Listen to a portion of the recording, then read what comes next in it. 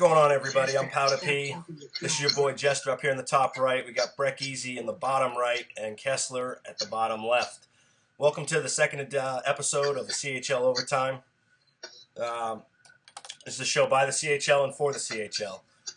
Don't forget, you can interact with the show by tweeting with the hashtag LGCHL Overtime. Ask your questions, submit links with some footage, anything like that, and we can kind of incorporate it into our show as to things that are happening around the league. Basically, we're here to bring you some news, the basic information of what's going on around the league, trying to keep you guys informed of something more than just you have to read, you can watch. We're putting this together for you, and we're going to, once again, take your suggestions and do what we can with that. So keep your input coming. First question is going to go to over to Jester. What do you think of the CHL after 1 week of preseason? My feelings of the CHL is that it does have its stack full of talent that could play AHL and AHL levels. I feel that the competition itself is really beginning to show its teeth in a way. You got the teams that seem to have ran away in the preseason, the teams that, kind of failed to show up in the preseason. But at the same time, being preseason, I know a lot of teams played a lot of training camp players. So I think we're in for quite a surprise this first week of the season to see who really is top dog. And Kesler, your thoughts on the matter? Yeah, I mean, like most leagues, the CHL level is the introductory level, and you get those people that hear about the league and sign up, and some of them might be really good, and they go into the CHL, and that sparks some high talent in the CHL. So some people may say, even at some points, the CHL can be more competitive than the AHL at the beginning of the season because of that, and I personally agree with that statement. At least until later in the season when people begin to get called up and whatnot like that. So I do think that it's going to be a good season, and much like what Jester said, it's going to be interesting because there was a lot of different line combinations played, and we're going to have to really see who the good teams are. Right. Breck? I think it's going to be one for the ages. I think it's going to be a good season. There's a lot of tough teams, and there's also a lot of bad teams.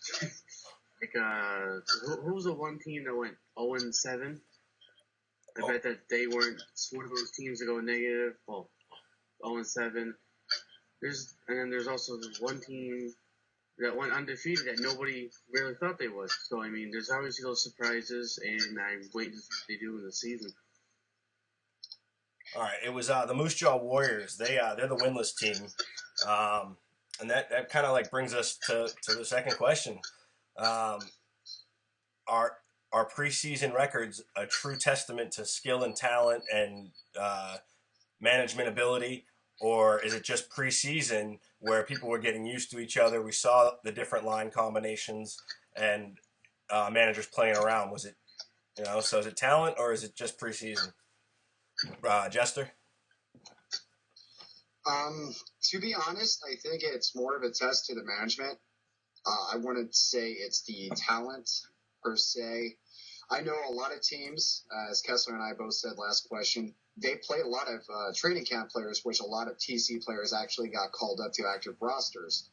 But I think the biggest test was on the management themselves to implement the TC players to actually make some good lineups for the preseason, which in itself could be tough because some of these TC players might have never scouted for these teams and never had team chemistry built with the team themselves. So I feel that like the preseason, how the wins and loss columns ended up, I don't think that'll be a testament to what the season actually holds. I think it was just more of a testament to see what kind of true talent there was on a team and how the management could handle it. What about you, Breck? Same question.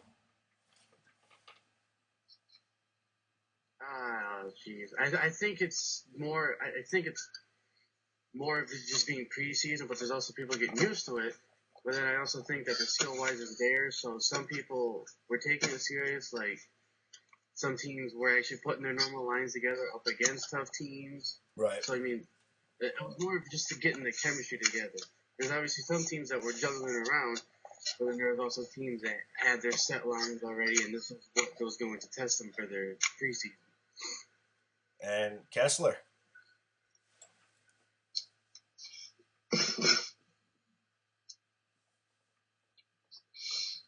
Any response from Kesler? Yeah, I mean it. Sorry, as what Jester kind of said, it's like it really depends. It really depends on the management, because it's like they might put together their good lines against tough teams, or they may throw in TC players. And I mean, I don't know how many people may have noticed this, but the way they did the scheduling, like for example, a lot of the WHL teams played the OHL a lot, and that doesn't mean crap when it comes to the regular season, because we aren't going to be playing them. So it was more for fun mainly, and I mean, you're not going to get to see those teams. So like a WHL team might completely destroy OHL teams, but when it comes to the regular season, they've got to play the WHL teams. So we really have no idea in that sense as to who's going to do it. So no, I agree with Ollie. It's one of those things where we just have to kind of wait and see. I think a lot of the main factor is some of the talented players here in the CHL level are getting called up by AGM teams. So what you're seeing then is, so this may be the best team because they have, Big Disc on their team, and he gets called up to the AHL, and all of a sudden that first line is just burnt.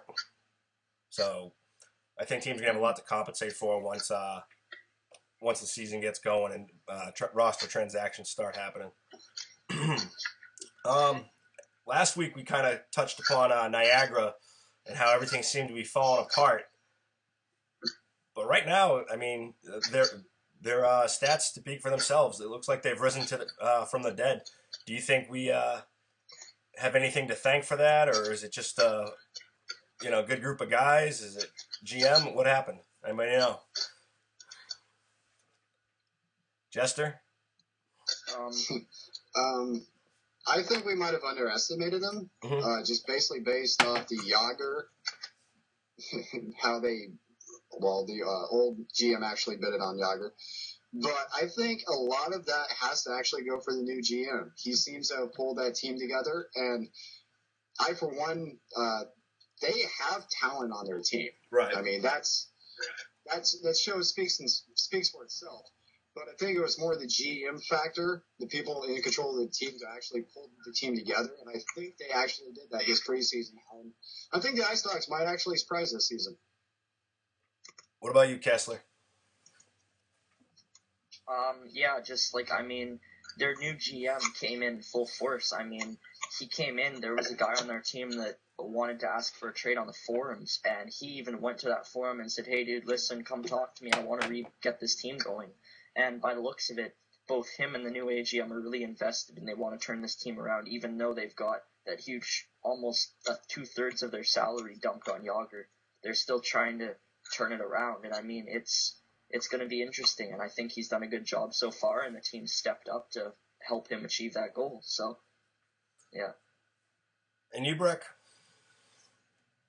I think Niagara is just they're doing what they are just because of the GM. If it was somebody else taking that team over, I don't think they would have the drive that this guy does. He wants to win, and he may be able to build a team to do it with Niagara putting him into TC. Yeah, I don't know what changed over there. All I knew is everybody from Niagara was demanding trades after like one day or something like that. And this morning I actually opened up my box, and I had a trade request from Niagara, and they wanted to give me Yager, and I'll address why I rejected your trade right here. I don't see any player in the CHL level worth 9.5. I mean, at least not yet, because nothing good came out of anyone's mouth about Yager, and the team seemed to fall apart that bid on him. And now I'm getting trade requests. I mean, if I do the math, this kid's like he's like a modern day Terrell Owens. Just a drama queen that ruins clubhouses. So, Kesler, you play goalie. You're the only goalie here on the. Yes. and you get to see the ice from a completely different perspective than all of us. What 3 players have impressed you so far, and what 3 players disappointed you? And when I ask you about who impressed you, who would you not want to play against, every week? And which teams did you look forward to playing to, because that's a lot of saves for you? Mm-hmm. Yeah, well, I mean, I kind of wanted to spread it out and go with a forward, a defenseman, and a goalie if I could. So I just wanted to kind of give that diversity. But I mean, in terms of forward, I'd probably have to say Rocky Huz QC from Ottawa, because he's been playing really, really well. Like, he's put up a ton of points. And I'm not really completely sure on his play style, but anybody with that amount of points after 1 week, I'd be a little worried about playing against. Right. So, and then defense-wise, another player from Ottawa, Green, he seems to be putting up some solid numbers. His plus-minus is outstanding. And for a defenseman, that's pretty good. So, like, I mean, I personally wouldn't probably have to take many shots from him, but he'd probably stop a lot of shots from my team. So it would add a little more toughness. Like, I'm pretty worried about playing Ottawa right now.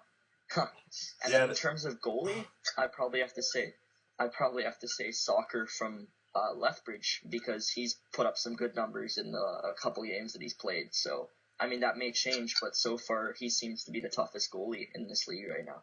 So, no, I agree with you 100%. In terms of numbers, speak for themselves, so I have to agree with you on all 3 of them.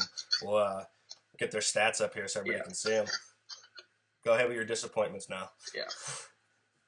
Yeah, my disappointments, obviously, as you guys have all probably heard us talk about, I'm definitely going to throw him in here, would be Yager, simply because of his salary cap, and he seems that he didn't produce very well in the preseason at all. Like, with somebody with that kind of salary, you'd expect him to be at least in the top 5 in points, and he was nowhere near.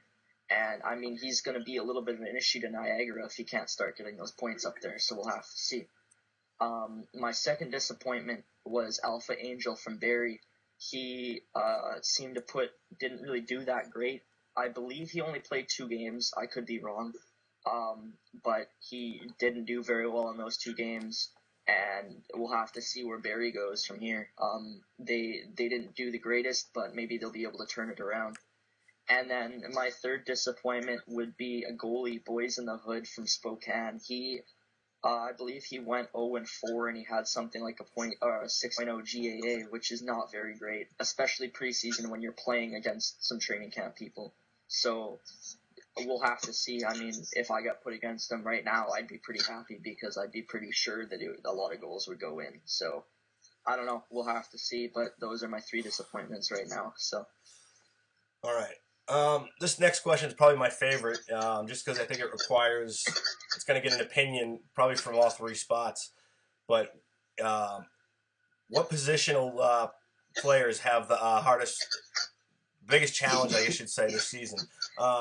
Is it the defensemen? Do they, protecting their goalies? Is it the goalies making the big saves, or is it the forwards just being able to put up more points? What's the most important piece of that puzzle? When it comes to this, the success in the season, Jester. I think the goalies probably have the hardest position. They can't always just count on the defense to do their job and the forwards to put up the points, because we've seen how vicious some of the D can be in some of these teams. Right. And, I mean, some of the goalie numbers even speak for themselves. But I think the biggest problem that the goalies are going to face is just getting basically ridden by the other team members. I mean, if they let a goal in, it happens all the time. The other team members start yelling at them, like, how can you let that in? The other team members need to realize, if you're a D-man, protect that net. Don't be behind that net chasing the puck. You're leaving the goalie wide open with one D-man. That's partially your fault that goal went in. So, I mean, I feel for the goalies in this league, because in this league, online team play, whatever, with this, I mean, it's always the goalie that gets the blame, and I feel sorry for him. Maybe I was wrong. I thought we were going to have a forward opinion there.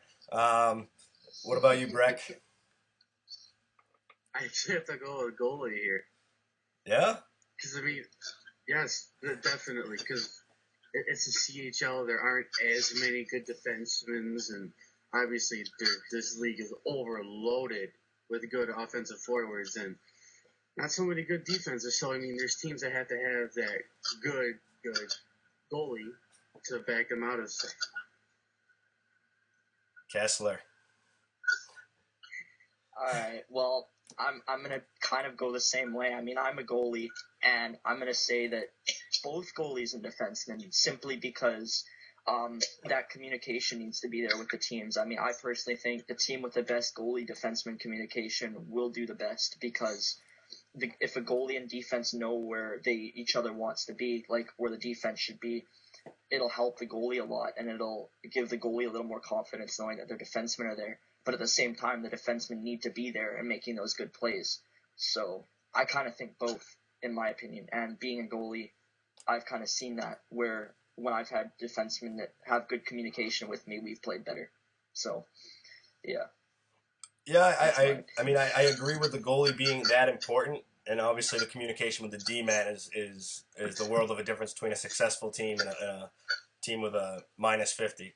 But I think in this league, goalies are going to have their bad nights. The good goalies are going to get called up, and it's going to come down to who can put in the most in the net. It's one of those things where this you're not going to see a lot. I don't think you're going to see a lot of shutouts, and the forwards are going to have to just hang on for the ride, because you're going to have to put up 3-4 a night on anybody given, and then I think you're going to have to put up another 3 or 4, on some of those more heated rivalry matchups. So we're looking at 6 goals against averages, and it's going to be the norm in the CHL. It's not going to be great goaltending. Nothing against you, Kesler. I'll prove you wrong, buddy. All right, Jester. We know the Barrie Colts started off 1-6. Obviously, something's not going right. However, you were recently approved for trade, so I'll let you elaborate on. First, start with what happened in Barrie, and then go ahead and touch on what you expect with your new team once the trade's finalized. Our GM on the Barrie Colts Ashton Army basically disappeared and dropped off the face of the earth and made a move or something. He dropped himself down to TC, basically, and it ended up blocking anything management-wise from the actual form, so we couldn't set lines and stuff. The biggest issue we had during the preseason, too, was when you schedule your availability, people schedule their availability. Our GM went through there and started taking names off, so we didn't have any backups. So we ended up actually having to forfeit one game, unfortunately, which was one of the games I was supposed to play. And with that said, Undershot, the AGM, before Ashton Army stepped down, he was trying to run the team the best he could without having any management powers on the forums. He's had his issues also, which I won't elaborate on, but I'm hoping the best of luck to the Colts and Undershot that they can pull together basically as a team to get the chemistry back. I mean, it's a great group of guys. Sorry, I can't talk. And the talent's there. Right. The talent's on the Colts team. I've played with them. I've talked to a lot of different people that have played with these guys, that know these guys, and that's even up in AHL. They know the talent that we got. A lot of the AHL people have been talking about wanting to pull some people up. Now, hopefully that doesn't happen, because it will really kill the Colts. But if Undershot and the team can pull their chemistry together, the Colts might actually end up being a force to deal with. It just all depends on management and the team pulling together. Right. Now, with my trade going to Battalion, he actually, the GM at Battalion actually earlier this week during the preseason had requested a trade for me, but at that time Undershot wasn't willing to trade me. Some stuff happened, some drama. Well, I'm not going to go into it, whatever. But because of that, I actually did put myself on the trading block, and Battalion grabbed me up quick. All right. At the very least, on the plus side, you get to wear the least popular jerseys in the entire video game itself. God, those are all good. They're my personal. Remind me of being in the Army again. Exactly. That personally my favorite, because I think it's like the only, in my eyes, it's one of the only jerseys that's themed off of a certain thing, on a sense of, They went with their colors. I don't know any red, white, and blue Eagles that the Capitals use, or black and gold Bears. But they went with the olive drab green, and it's just ugly jerseys. No, I'll just have to change my Xbox Live name to Staff Sergeant Jester. Right, there you go. Go back to the Army days. There you go. All right. So far, we've had a few trades go through. However, those guys haven't really clicked with their rosters yet. But which trade, if any, do you think is going to have an impact on how the overall outcome of this season is? What major trades do you think are going to have the biggest impact? Kesler? Well, I'm going to have to go with the trade involving my good buddy here, Breckeezy. Sev decided to trade Breckeezy to the Oil Kings in exchange for fourth line Worthy, and there was a lot of issues with fourth line over in Edmonton. I know about the whole free fourth thing. It was kind of getting funny, but Breck was putting up some very solid numbers over in Medicine Hat, and I'm not exactly sure as to what went down to get him traded, but I think that Sev should have tried to hold out and they should have tried to fix whatever went wrong, because Breck being moved is going to add a huge spark to Edmonton, in my opinion. So, and I don't know really what fourth line will do with Medicine Hat, but I think that Edmonton came out on top with that trade. So, before we move on to Jester's answer here, Breck, do you want to give us the details of this trade? Was it a requested trade by you? Was it a forced trade by some? How did that go down? It was me being a retard, to be honest. I took shit too far, and I took it too serious. They misunderstood what I was trying to say on the show last week about a defenseman, but then I also put something in our team forums. Like I said that our defense was soft. But that was also because that our defense, they had a forward who scored a hat trick going from behind the net, going back and scoring across the goalie. He did that 3 times and they scored. But I did say it like a retard. I didn't think about it at first. I could have said that you need to work on this or something like that.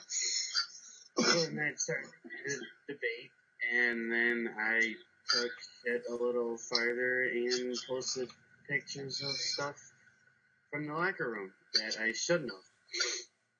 It's a good team, good organization. Everybody on that team has skill. They're definitely ones that are going to fight for the cup at the end, but it's all my fault.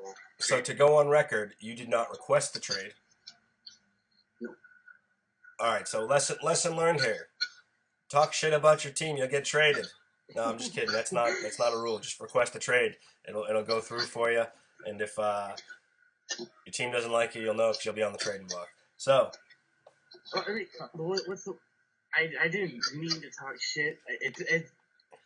It was misunderstanding. I didn't mean to talk shit. It just sounded that way because you can never test somebody's tone with text. No, I agree so, with you. It's just one of those things, you got to watch what you say, because if it's in, like this video, I could say something, and, you can go back 1,000 times and try to break down every word and analyze it for, scientific content or whatever you're looking for. But it's all in text format nowadays, so you got to watch what you say, or else if it's not in voice, you'll never understand the inflection of your voice, and sarcasm will not be implied. So, Jester, biggest trade of the season so far? I'm stuck between 2. You can't pick yourself. I'm going to go with... No, I'm not picking myself. All right. That's not a big trade. I'm going with Breckeezy fourth line. For one, I think the Oil Kings just got a 1-2 punch with Godazir and Breckeezy. That is going to be nasty. Breckeezy being, in my opinion, probably one of the best forwards in the league, and I'm not trying to be biased about it, but I've seen him play. I've played with him. He is... I think Medicine Hat might regret this trade. And the Oil Kings definitely are going to be a force to reckon with, because I know Godazir is very good. But you add Breckeezy in there, you can have 2 forwards that are going to give that goalie a headache for sure. Right. And then I noticed there was a couple teams, the Winterhawks. not to win a Hawks. I'm pretty sure it's to win a Hawks. They basically cleaned out their team. There were 2 or 3 teams that traded like 8 players. So it's going to be interesting to see how that plays off during the season, if those are smart trades or not.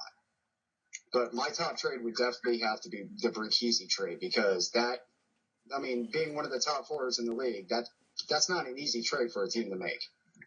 And for anybody that thinks that we're being biased in this trade talk here, it's not. I mean, they're posted right in front of you. Breckeezy's 4th in points, right? Yeah, tied for third. Tied for third. You know what I mean? So therefore, I think anybody losing Breckeezy is going to be regretting that towards the end of the season. Let's see here. All right, so if you're more of a real life topic here, Ben Scrivens of the Edmonton Oilers posted a 59 save shutout, and it wasn't just a 59 save shutout against a shit team. It was against the Sharks. I mean, Kesler, you got any thoughts on this? Yeah, I mean, that's just absolutely ridiculous. I was fortunate because I watched part of the game, and I was astonished as to some of the saves that he made. He was making diving saves. He was making ridiculous glove saves, flashing the leather. I mean, he just must have had a horseshoe in his pants or something, because he was playing ridiculous. And it was amazing to see him play like that, especially since he just got traded there. And not only, as you said, against a crap team like Calgary or Florida or something, it was against one of the best teams in the league that also has one of the most goals scored in the league. So it's just ridiculous to see that, and I was very happy to see that even the San Jose fans that were in the building gave him a huge standing ovation, because that is a moment of a lifetime for anybody. Yeah, so, yeah. I mean, I agree. To me, that was the biggest factor that made it mean a lot to me, because you don't see it in sports nowadays. Is you get so wrapped up in your team's, wanting to win, and you can't be polite to the other fans. But similar to last year's Stanley Cup, there's a bunch of assholes as Boston fans may be. Chicago fans, Boston fans, kind of put our differences aside of heated argument, looked at the historical significance of this series and how well both teams played. There was no real, no team never failed to show up any game. It was just awesome series down to the end, and obviously we lost it. And it was a lot like that where, you saw the fans, cheering because they just realized they just watched history, similar like a perfect game in baseball or a game-winning touchdown pass by a quarterback. Jester, what do you think about the Ben Scrivens shutout? Probably one of the best things in sports lately. I mean, those Sharks, they're going to make a run for the Stanley Cup. That's my personal opinion. They're one of the better teams in the NHL. Right. And that's just my opinion. I know people have their other opinions on that. And this is coming from a Blackhawks fan. But the fact he made 59 saves in a shutout makes me realize that EA sliders also go in real life. I mean, come on, really? Some of those saves he made. I mean, we all talk about ice tilt in the game and how the hell did this happen or how the hell that happened. I mean, seriously, it's unheard of. 59 saves in a shutout. The forwards must have been pissed. But I mean, he definitely deserves it, especially with the game he played and the saves he made. He deserves to be in the history books. It was one of the greatest goalie games in a long time. Yeah, I was reading an interview from the from an Edmonton source or wherever, but I guess all the players after the first period they just all said to each other, "Yo, Scrivens is on tonight. He's got it," and they just knew that it was going to be a big night, just because of the feeling that the positive attitude he had, he was just happy to be there almost, and really playing the game the way he is known for, as opposed to traditional Edmonton Oilers hockey. Breckeezy, your thoughts on Ben Scrivens? I think it'll be a record that'll be held for a long ass time. You have two things that rarely ever happen. You have a team that shot 59 times.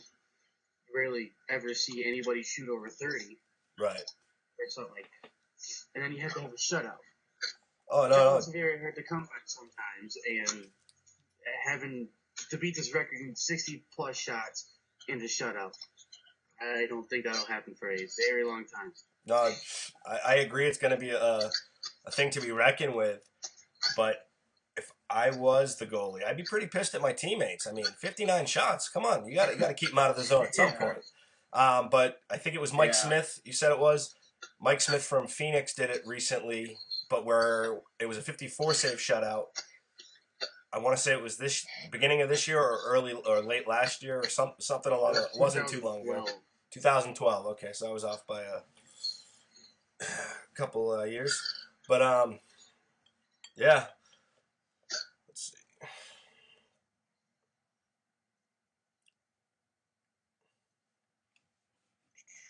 Oh, come on, one more bar and I'll be able to see Breckeezy. Come on, one more bar. What do you mean one more bar? Yes. Are you on Wi-Fi? Oh, just my connection. Jesus. Yeah, my connection drops down a little bit and then it goes back up. My hardwired has issues with this. All right, so. My hardwired has issues with this. I tried it before. All right. Breckeezy. With the LG CHL magazine right around the corner, what can we expect and how are things coming?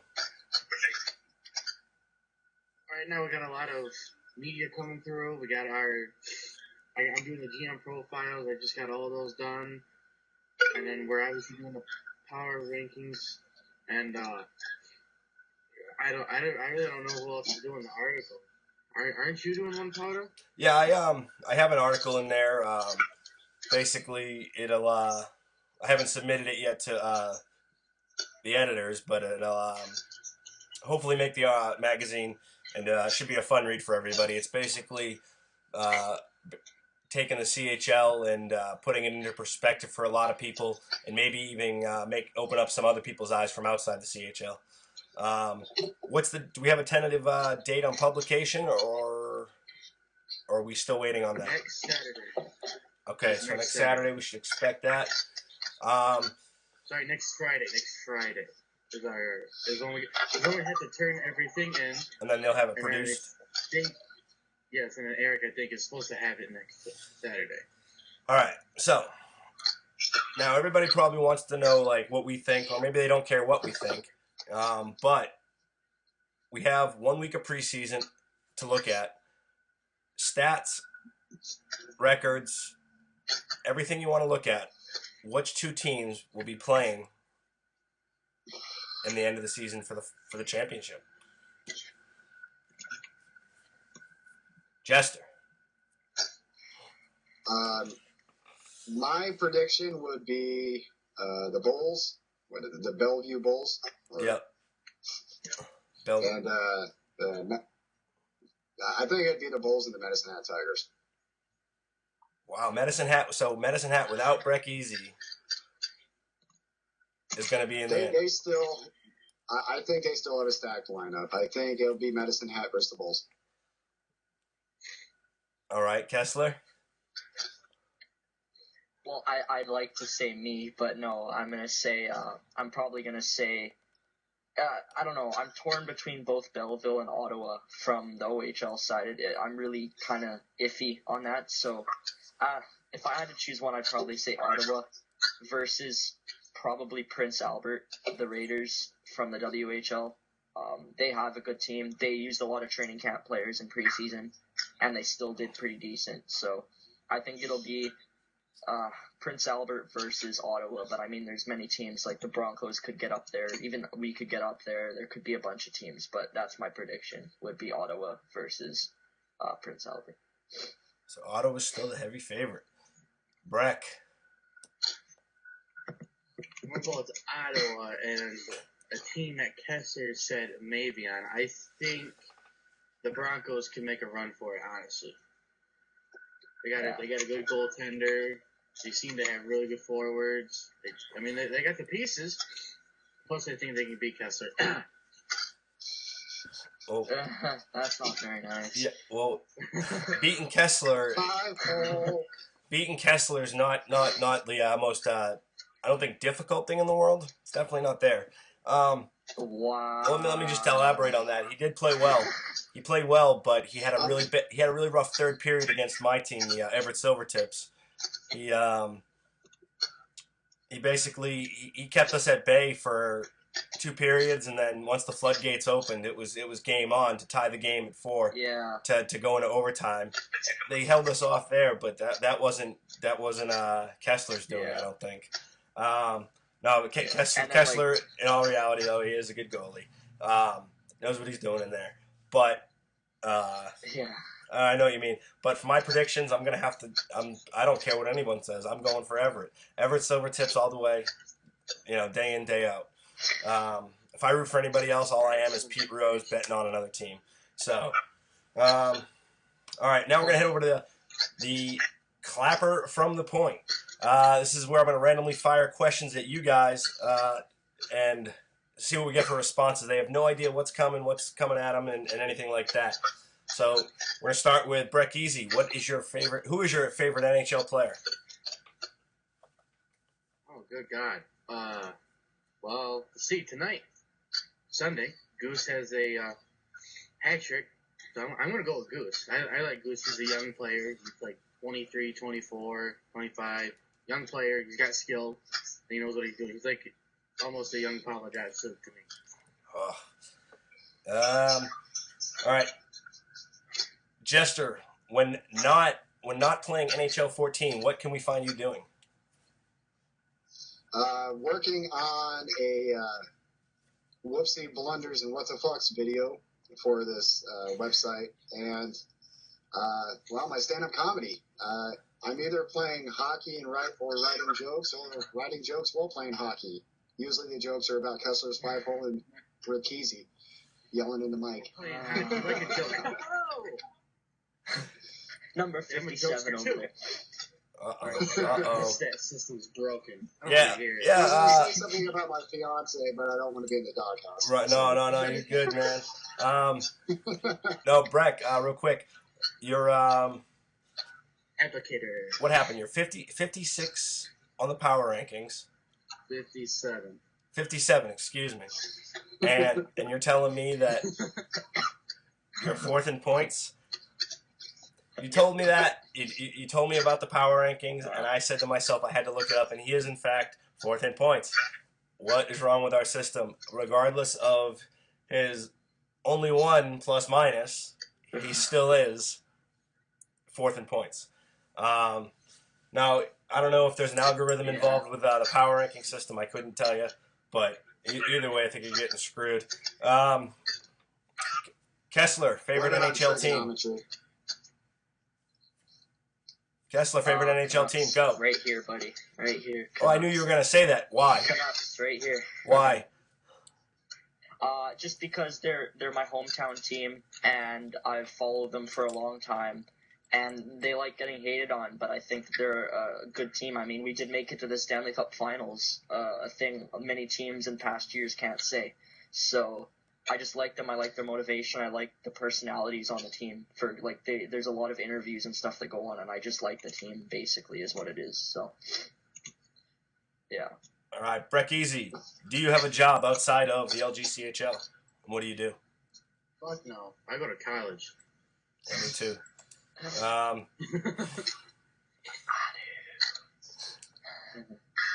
So where do you get your money to play Xbox Live? My Faja. Nice.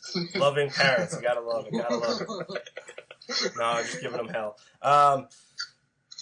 Jester, you have a fiance.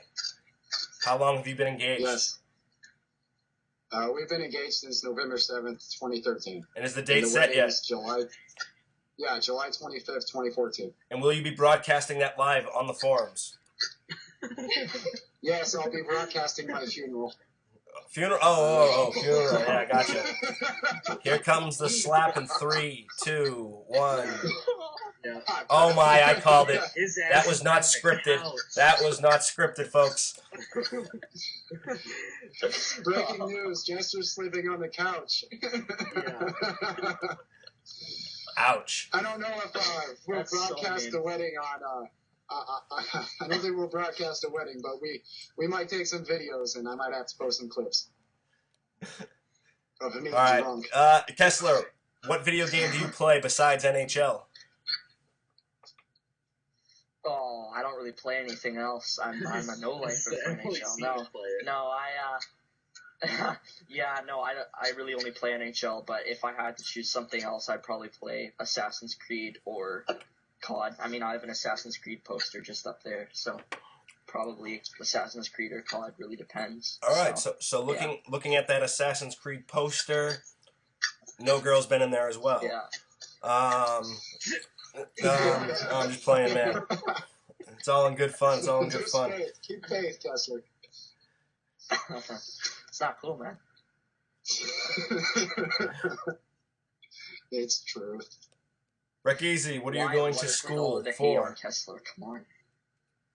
What am I going to school for? What are you studying? What are your aspirations in life? Oh, good lord, now you get deep on me. Professional NHL player. Yeah, I don't think professional video game NHLer is listed here on my drop-down menu of occupations, but you can... to get to the top Hey, if you do good, you'll make $9.5 million. Yeah, if your name's Niagra. No, all you have to do is quit games. You don't even have to be good. All right, Kesler, rapid fire, let's go. Who's going to win the Olympic gold medal? Canada. Canada. That's cool. That sounds like favoritism. Sounds like favoritism. Breckeezy. Yeah, I know. Same question. I know. Oh, good lord. I'm going to have to go Canada. I think U.S. sucks this year. I don't think they're as good as they will be. Jester. The Soviet Union's going to reform. In all seriousness, though, I'm going to be biased, and I'm going to say the U.S. All right. I like Finland. They got the goalies, man. It's all about the goalies, remember? Who the hell's a Finnish goalie? Are you kidding me? Antti Niemi. I'm being dead serious. I don't know. Antti Niemi, Tuukka Rask, and Kari Lehtinen from Dallas. Two goalies. Give me a good goalie. Two goalies that are proven to play well, have playoff experience with Niemi and Rask. And Lehtinen's, one of the hottest goalies in the league when it comes to this season. You can't turn your back on that. Any one of those guys can get hot. Man, have some respect. Let one in. All right. That concludes this week's episode of the LGCHL Overtime. Don't forget to tweet us with your questions, your responses, your feedback. We love it all, good or bad. Don't forget to check out the magazine coming out next Saturday, hopefully. Power rankings will be included there. GM profiles where you can read all about the GMs and things like that. And hopefully we can get some videos from some gameplay that are from games throughout the first week of the season. Will give us more to talk about our reactions and our thought process. And if anything else, just hit us up on Twitter or the forums. Thanks. Oh, yeah. Peace. I got 2 more.